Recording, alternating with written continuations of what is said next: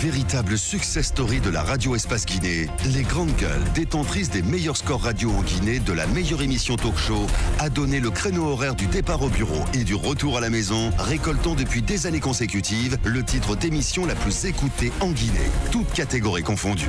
Un grand total de plus de 5 millions d'auditeurs ont été fidèles au talk show Les GG, diffusé jour après jour sur toutes les stations du réseau Adafo Média de 9h à 10h30, un exploit qui restera longtemps dans les annales de la bande FM en Guinée.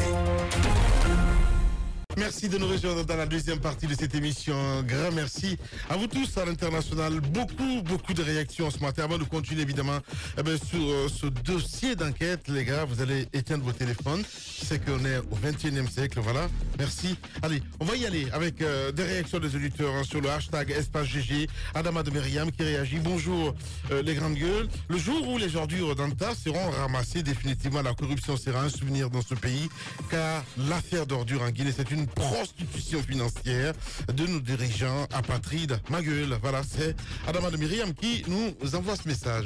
On reste toujours dans le sillage avec ces auditeurs très nombreux à réagir avec cette autre réaction sur le 657 39 13 13.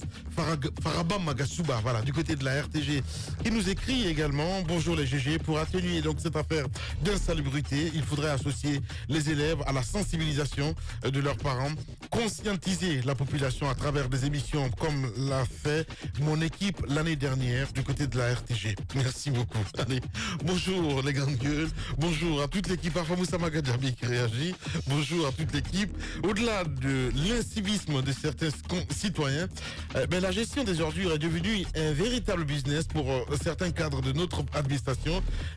C'est un véritable sabotage qui est organisé, entretenu. Je vous vois venir. Encore quoi? Entretenu et géré. Que Dieu sauve Fama. Voilà.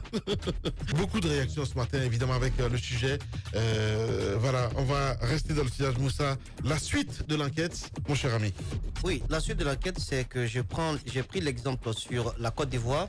Vous savez, le département américain en charge donc de l'agriculture, en abrégé USDA, a dit que la campagne agricole entamée en Côte d'Ivoire 2018-2019 est jugée prometteuse pour la filière coton.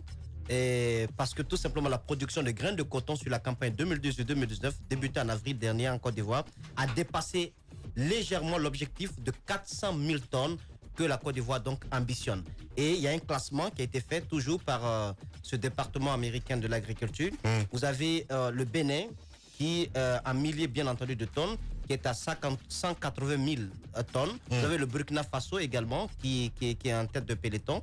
Vous avez la Côte d'Ivoire, vous avez le Ghana, vous avez le Mali, vous avez le Nigeria, le Sénégal, le Togo. Il faut attendre au dernier, c'est-à-dire avant-dernier de la classe, pour qu'on puisse parler de la Guinée.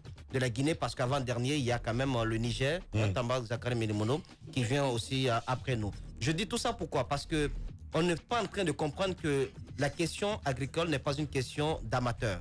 Soit on décide de mettre de l'argent, on claque de l'argent, on jette de l'argent par la fenêtre, en faisant du Mathieu vu à la télé. On a parlé de ce montant, je ne sais pas s'ils ont retenu le montant en Guinée, mais on a parlé de ce montant qui était bloqué du côté de la France, qui appartient à la Guinée. Je pense qu'il faut que le chef de l'État, Abaka Diallo, lui avait posé cette question lors de leur émission du côté du Palais Sécoutoura. Il a complètement balayé la question d'un revers de la main et dit non, ça va, on est en train d'organiser la filière. Mais il faudrait également que celle qui a la tête du département se bouge un peu. Moi, je ne comprends plus cette dame.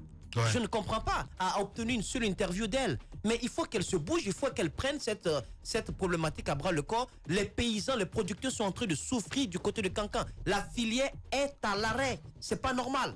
Et c'est d'abord sa responsabilité. Si ce monsieur qui était donc décrié par tout le travail, qui a été épinglé par 2 rapports d'inspection, s'il a lui-même décidé lors de la réunion du 26 septembre 2018 de démissionner, de rendre le tablier, mais c'est quand même une ouverture pour cette dame de prouver de quoi elle est capable en matière de réforme au niveau de la filière coton. Mais rien n'est fait, elle est là tranquille. Je pense que ce qui l'inquiète actuellement, c'est comment organiser sa communication face à la presse. Mais ça ne se limite pas à ça. On parle d'une filière qui peut nous apporter des milliards de francs.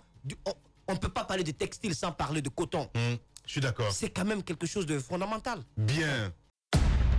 Politiciens véreux, fonctionnaires corrompus, promoteurs immobiliers voyous, justice passive. La Guinée devient-elle mafieuse? Les grandes gueules d'Adafo Média ne lavent pas plus blanc, mais vous permettent de défendre votre pays en vous informant. Avec les grandes gueules d'Adafo Média, dénoncez les turpitudes, nous garantissons le secret des sources. Envoyez vos documents à espacefmguinée.info, rubrique Contact. Les grandes gueules d'Adafo Média ou le socle de la liberté d'expression en Guinée.